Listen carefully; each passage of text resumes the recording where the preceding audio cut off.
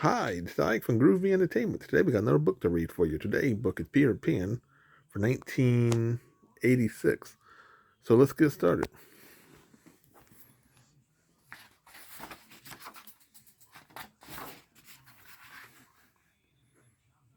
The Darling family lived in London in a neat big house with a backyard. There was six of them: Mr. Darling, Mrs. Darling, and their children. Wendy was the first, then came John, then Michael. There was also Nina, the children's nurse. Nina was a dog. She proved to be quite a treasure of a nurse. She served the children breakfast, helped them finish all the food on their plate, and gave them candy. She also had them learn their school lesson. She looked after them when their parents were out for the evening. One night, Mr. and Mrs. Darling were planning to go to the theater.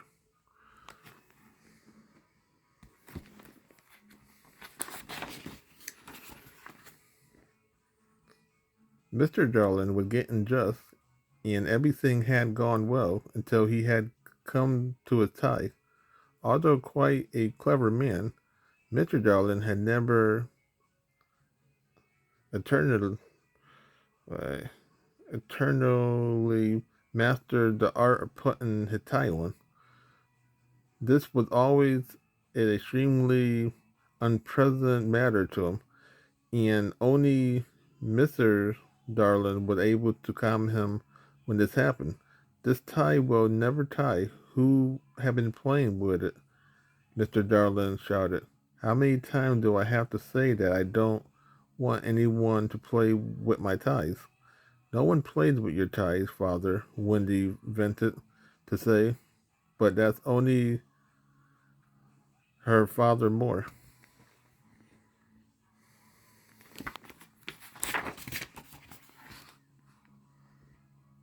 I'm your father, and when I say something, I'm right. Is that clear? Parents are always right, he continued. Besides, children are not supposed to argue. Children here, children there. That's all I hear. I want you to grow up in a hurry. And first of all, no more nurse. And when those words, poor Nina was sent outside to her kennel to forget how unhappy they was without her. John and Michael started playing together. I'm Peter Pan and you're Captain Hook. Let's fight, John said. You thought you would escape, Peter, but you are caught, answered Michael, as they jumped around with their cardboard swords.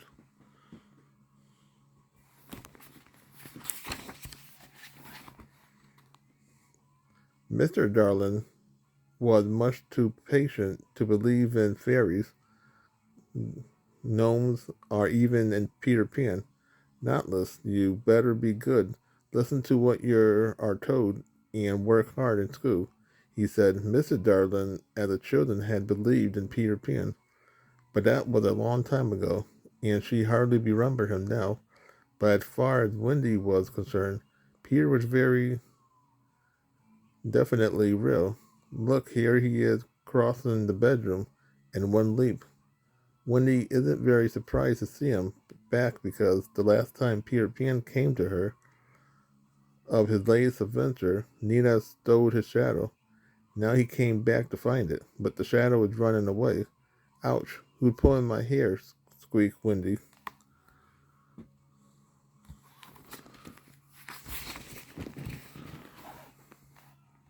It was Tinkerbell, the little fairy, who was following Peter.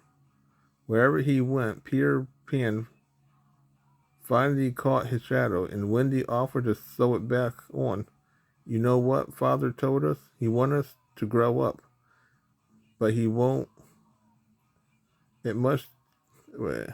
It's much fun to be a children, be able to play. Wendy told Peter Pan. Don't worry, said Peter. If you follow me, you won't have to be grown up. I know a country where children never grow up. It's lots of fun, said Peter, giving her a kiss.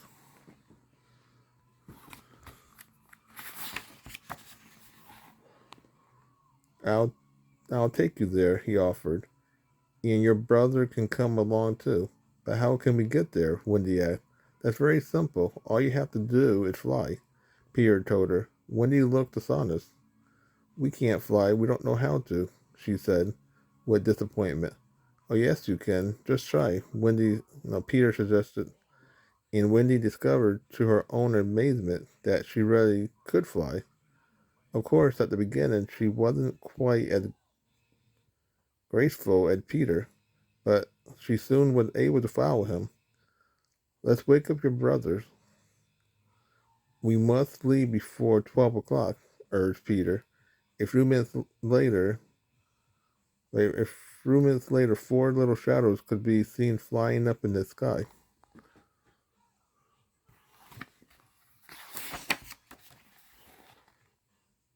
They flew all night long to the Neverland, where there was magic shores, big forests, and privates. There was a great big boat anchored in the bay. That was Captain Hook's ship.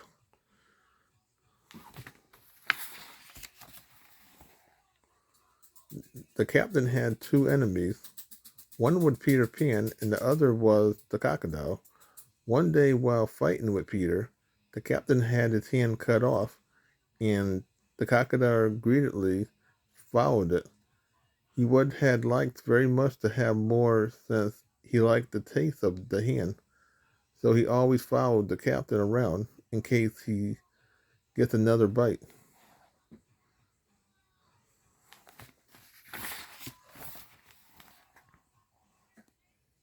Captain Hook had a very sharp eyes, and as soon as he saw Peter Pan flying over the ship, he shouted, "Prepare for action. Get your guns ready to shoot. I'll get that boy this time." Peter Wendy's and the boy was resting on a big cloud when boom, there was a big explosion, and the cloud was split in two by a bullet shot from the ship. Tinker, go ahead, show them the way, said Peter Pan. I must have a few words with my old friend Captain Hook.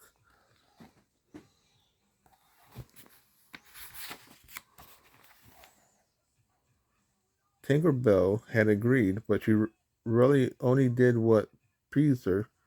She guided Wendy and her brother for a while, but then she suddenly disappeared. There was no more light, no more fairy. She vanished. Tinker Bell, where are you? Wait for us, wait. The children screamed for help, but no one answered their call. Tinker Bell had made up her mind that she hated Wendy because Wendy was taking Peter Pan attention away from her. I hate you, and as far as I'm concerned, you can be lost. Tinker Bell snapped. She dived down into a clump of trees on the island. Every part of the island was so familiar to her that she could have found her way with her eyes closed.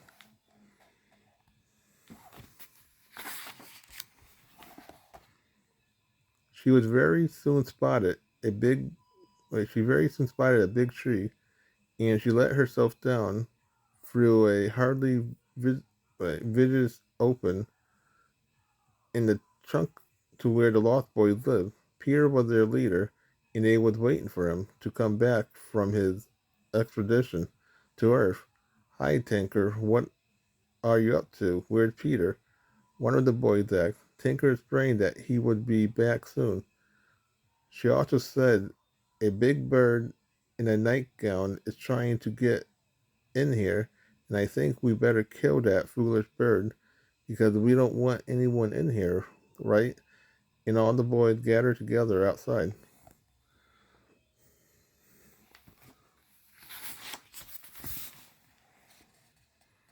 When they saw Wendy and her brother flying by, they took their catapult out and started shooting stones at them.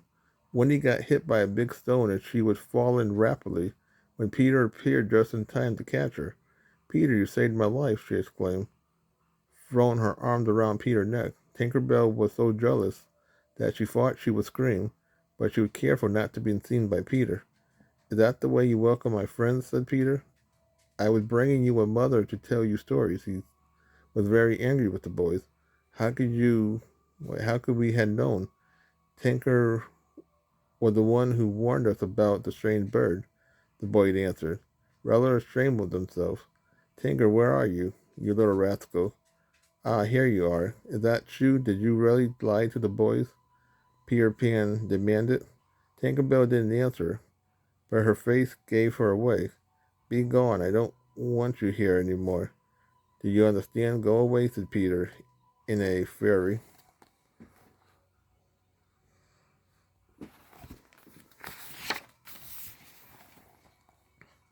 When Tinkerbell was gone, all the boys asked Peter to forgive her.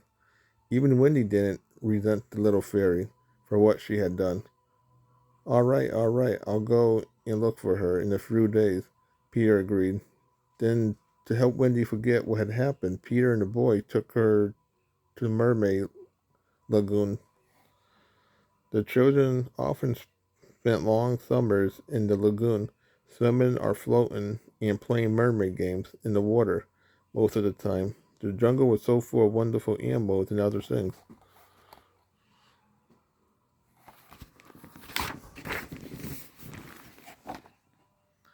There was also strange noises, but what the children didn't know was that some wild Indians were surrounding them. Look, there's big footprints in the sand, John said. It is very big indeed, added one of the lost boys. Just then an arrow whispered from behind them and was embedded in a tree. Soon enough, they was to find out that there was a fierce tribe of Indians in the jungle. They carried tomahawks and knives, and their body gleamed with paint and order. All, well, at first, crouching behind the tree, the Indians all jumped out together on the children and made them prisoners.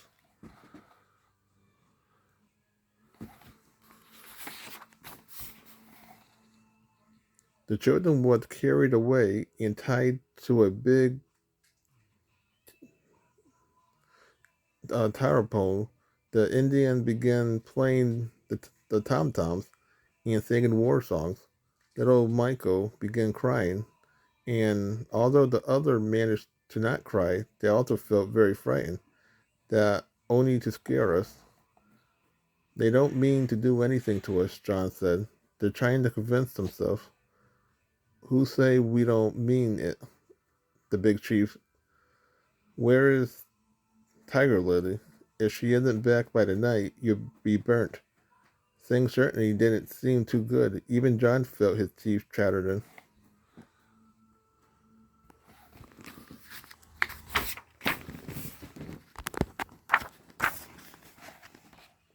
Meanwhile, Peter Pan and Wendy had gone off on their own, had reached the mermaid lagoon. Oh, Peter, it's so pretty here. The water is crystal clear, exclaimed Wendy. It's almost like dreaming. It's real though, Peter assured her. Come on, come up on the cliff and look over here. Peter helped Wendy to climb up, and when she stood on top of the cliff, she was able to see all the mermaids resting, playing or combing their hair. The mermaid loved to bath in the sun or dive in the water with a big splash. Peter often came to have a chat with them, and they liked him. Won't you join us, Peter? They asked. When they saw him suddenly there with a strange noise, private, Peter cried, and they rushed to hide behind the cliff.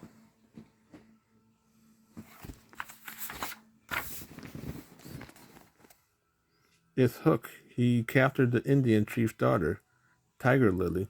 Poor Lily, we got to help her, Peter decided. Where are you going? Wendy asked. They are taking her to the big rock, the one in the shape of a skull, Peter explained.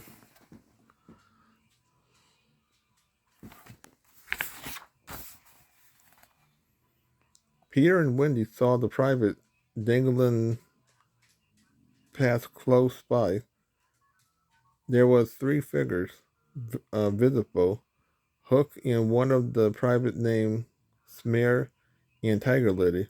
Her wrists and ankle were tied. It seemed that they had brought her to the rock to die. When the tide rose, Peter and Wendy listened carefully to what the private said.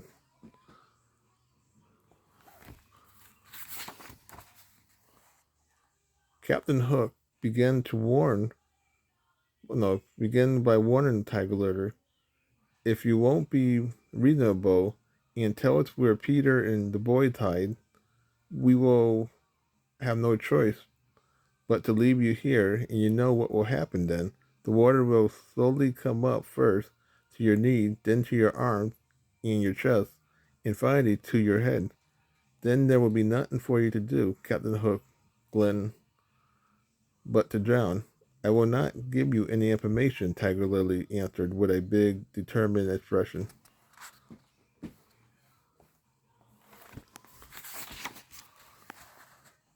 Watch this, Wendy. Peter jumped up in the air and landed on Captain Hook's boat. When Hook saw him, he was overcome with rage and pulling his sword out, but Peter was so fast that he jumped on the blade, bouncing up and down as if it was a spring.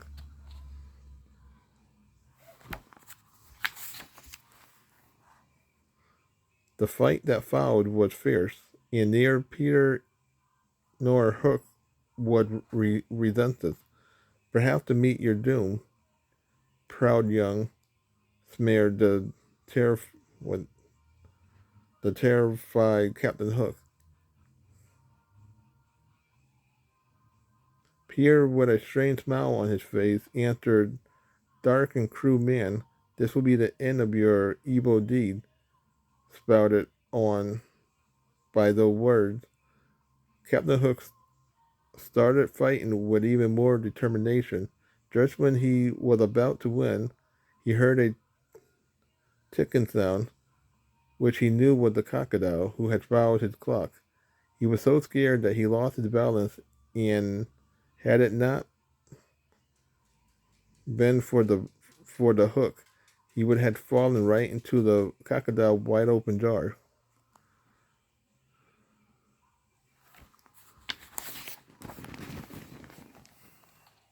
I'm coming, Captain, I'm coming. Hold on, sneered Wood rolling as hard as he could, for Captain Hook was only saved from the falling down for a few minutes. Hook was almost preconstant situation, and not until he had realized how strong and muscular a crocodile jaw is.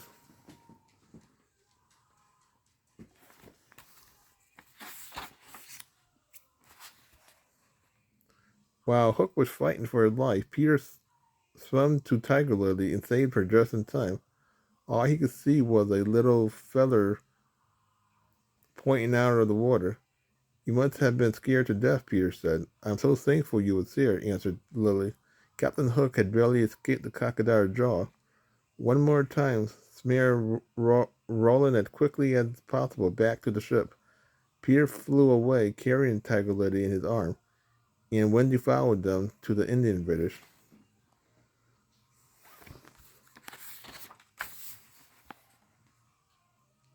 When they got to the village, the first thing they did was to go say hello to the big chief, Lily's father. Peter waved his hand in greeting Lily, and Lily threw herself into her father's arms. Then Peter and the chief sat together in the teepee, and Peter wore a big feather headdress.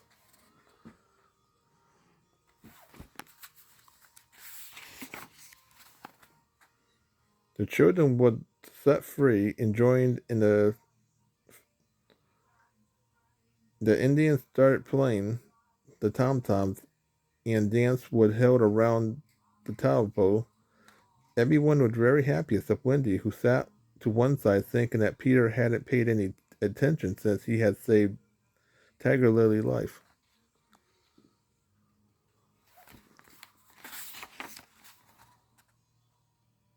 Boy, time to go, Peter said. After the celebration had gone on for a while, all the children headed back home, singing joyfully. Peter is the strongest and the quickest. Peter is as fast as an arrow, as light as a flake of the snow. We'll follow him anywhere for more adventures.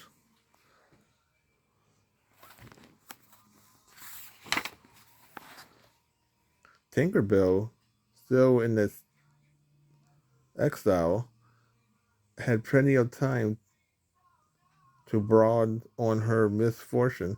She would quickly, happily, had settled for revenge. The only problem was that she couldn't think of anything.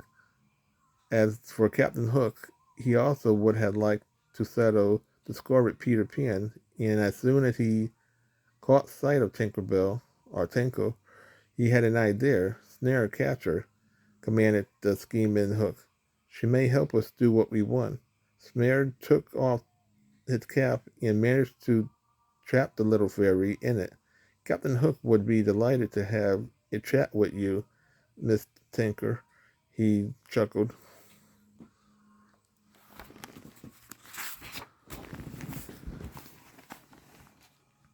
The captain had put on his Sunday best hook and clothes. Welcome aboard, Mrs. Tinker, he sneered. It's a pleasure to be able to entertain such a charming lady. It came to our ear that you and Peter Pan wasn't on such good terms anymore. That's too bad. Peter is such a nice boy. Somewhat bad-tempered, we don't deny. He went on, but certainly doesn't mean any harm. I would be inclined to say that since that girl Wendy arrived, things had gone from bad to worse. She is the one who is responsible.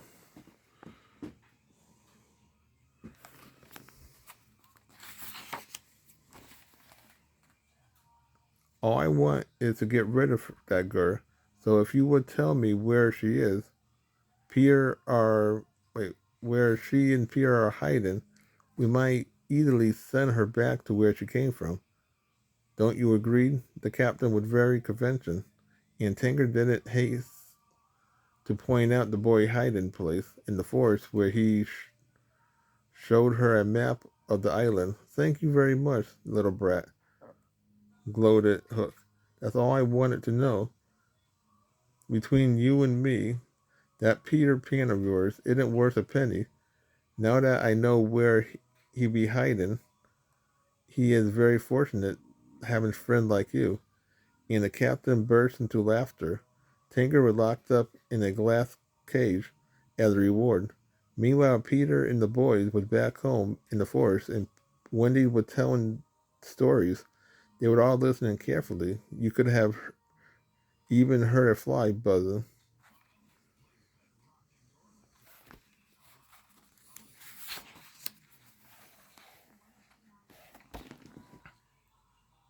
The story that she was telling was very sad, and the boys found it almost impossible not to cry. Just outside the tree, the privates was getting ready to attack when they started listening to Wendy. They too found it difficult not to cry when Wendy began to speak of her mother in all of the mothers.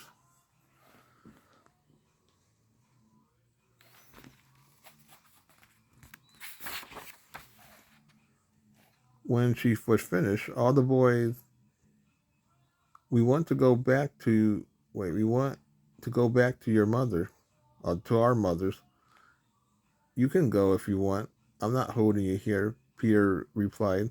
But I warn you, if you go back to Earth, you'll grow up. You'll never be able to come back to Neverland. The Lost Boy didn't wait any longer. It seemed to them that even growing up wouldn't be all that bad if they had a mother to care about you. So they all flew away. Wendy stayed a little longer, saying, I promise never to forget you, Peter Pan.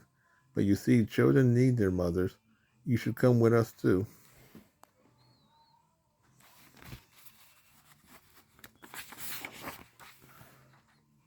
Pierre, Pierre didn't answer, so Wendy left. But to her great dismay, as soon as she was outside, she discovered that all the boys had been captured by the private. When Captain Hook saw Wendy, he shouted, Grab her and tie her up. So poor Wendy suffered the same fate as the others. She was tied up with the big rope, and the private each took one of the children on their back and started walking through the dark forest.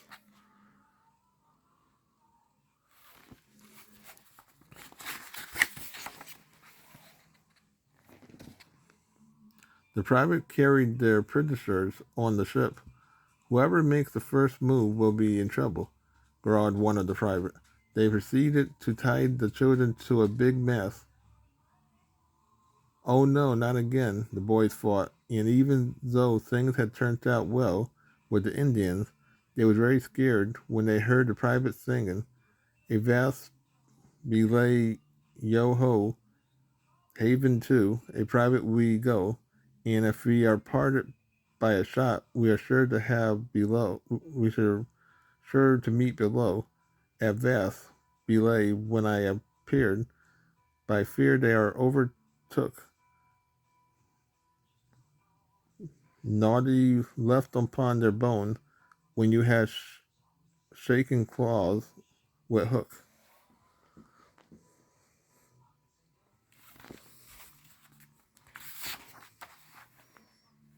Hook was at one end of the ship, and all the privates sung their chorus, lifting their flags high in the air. They was very frightened. They were a very frightening bunch to look at, with their deeply furrowed face, their rough features, and their fierce expression. The children huddled up against each other.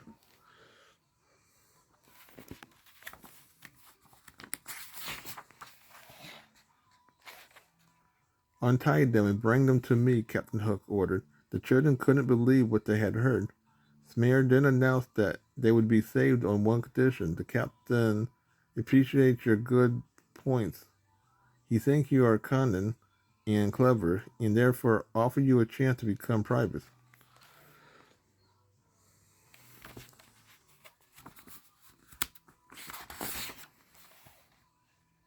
In the meantime, Tinkerbell had enough time to think over her bad behaviors and how she had been punished. She had heard all that Captain Hook said and understood that she had been cheated. She made up her mind that she must make up for being so naughty, so that she crashed into the glass door of her prison and broke it.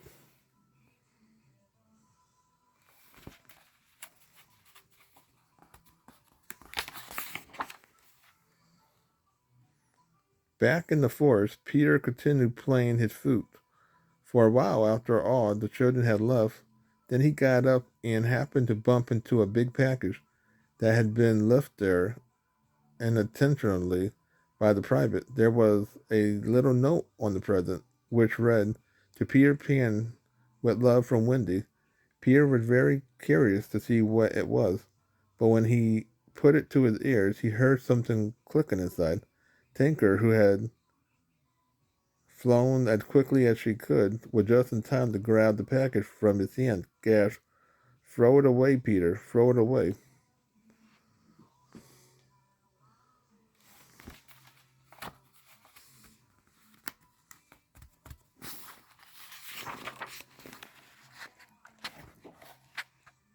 She had hardly finished the sentence when the package, which had a bomb inside, exploded. Fortunately, none of them got hurt. When Peter stood up, the commotion was over. He immediately looked for Tinker, hoping that she was all right too. "Peter, you must hurry. Wendy and the children have been made prisoner by the private, and they will be put to death unless you can save them," she said as soon as she recovered. Peter was very proud of her, but he knew he had no time to waste.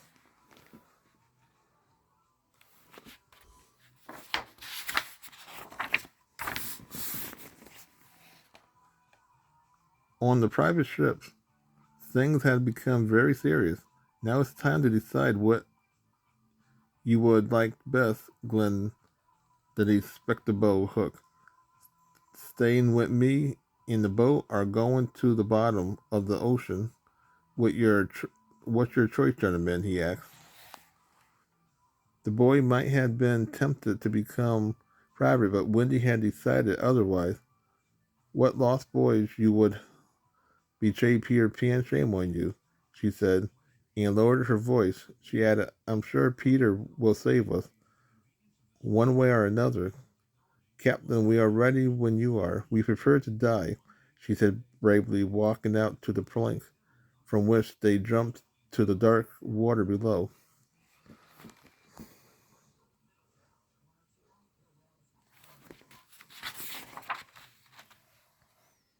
Everybody was holding his breath. Then Wendy jumped and she fell, but to all the private surprise, there was no sound of her hitting the water and no splash.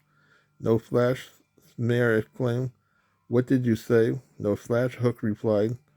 Peter had been hiding by the ship or by the side of the boat, holding on to some ropes, and when Wendy had jumped, he had caught her in midair. I was surprised, but I was sure you would. Come, Wendy said.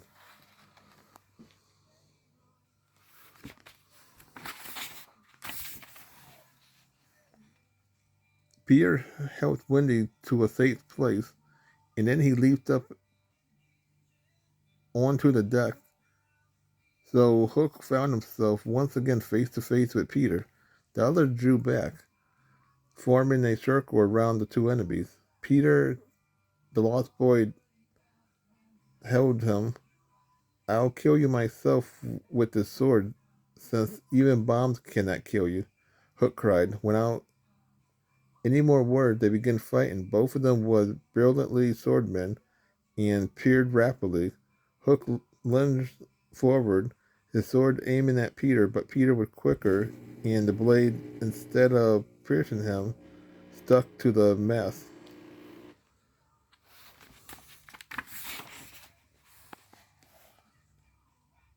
Get me another sword at once, Captain Hook screamed. As soon as he had as soon as he was handed another one, he hurled himself onto Peter, who was once again escaped the blow. Peter darted and lunged without showing any sign of being tired. Peter Pan, with a clever flush, threw Captain Hook's hat high in the air.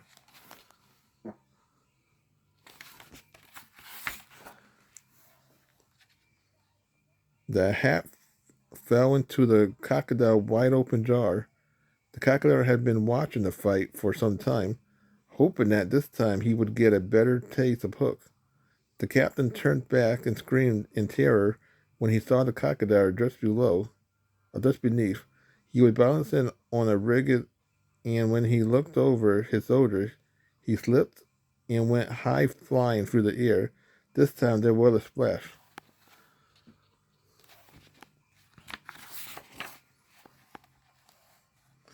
Now Peter was the only one who could be captain of the boat, since the ex-captain was now swimming as fast as he could behind a dinghy rowed by a few members of his crew who didn't want Peter Pan as the captain. The crocodile followed closely behind. On the boat, everyone was excited. Go ahead, Tinker. Turn this drivelly boat into a fairyland ship, Peter called out, and Tinkerbell, flying above the deck, and heard in the sails sparkled, gold powder over everything.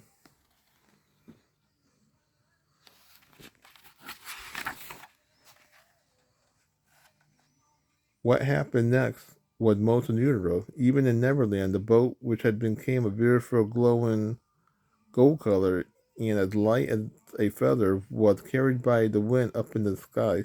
There was quite clarity to be seen, sailing proudly through the sky. It floated high above the bay, above the forest. The Indians couldn't believe their eyes when they saw the ship went by. It drifted for what seemed to be a long time. Did you hear it? Michael suddenly screamed. Hear what? His sister asked. Big Ben, he replied. We are back home.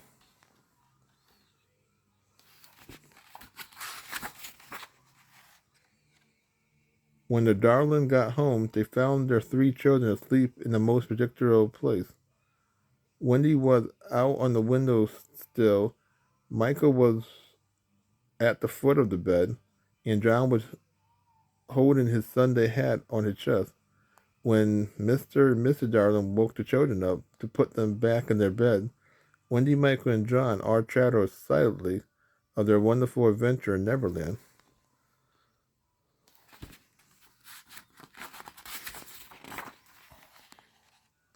Peter Pan took us over there, and we met the Lost Boys.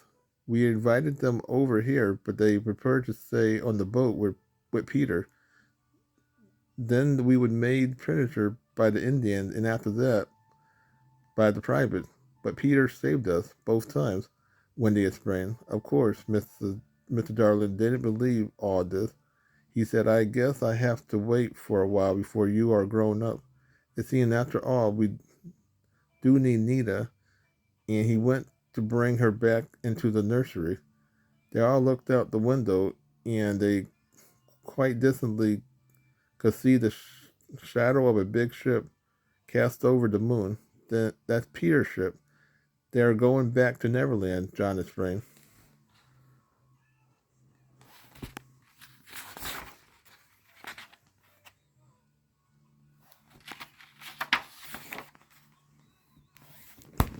So that was Peter Pan from 1986. So if you like, subscribe, share, and comment, have a good every day. But another video coming out real soon.